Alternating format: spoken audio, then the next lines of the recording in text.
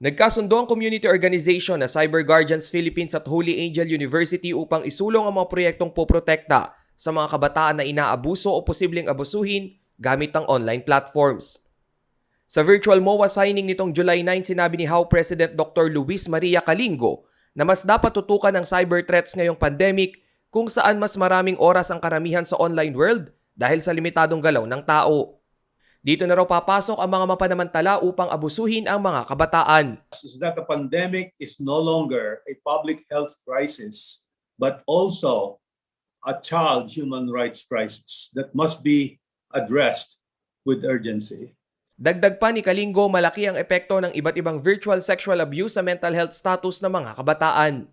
And online exploitation of children is a silent pandemic that has permanent and devastating effects on our children's mental health and psychosocial being. Ayon naman kay Cyber Guardians Philippines Core Member Representative Maria Concepcion Sangil, malaking tulong ang HAW upang makapagbigay ng impormasyon sa taong bayan sa samot-saring cyber threats laban sa kabataan.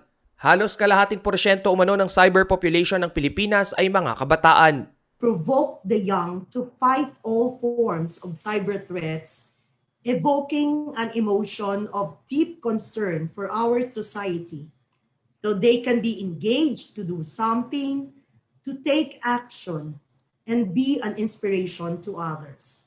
Base sa DOJ Office of the Cybercrime Report noong March 1 to May 24, 2020, umabot na sa higit 200,000 ang naitalang online sexual abuse sa Pilipinas. Ito rin ang panahong nagsimula ang pandemya. Halos triple ang itinaas ng kaso kumpara sa mga kaparehong buwan noong 2019 na nakapagtala ng 76,561 cases. Rainiel Pawid, CLTV News.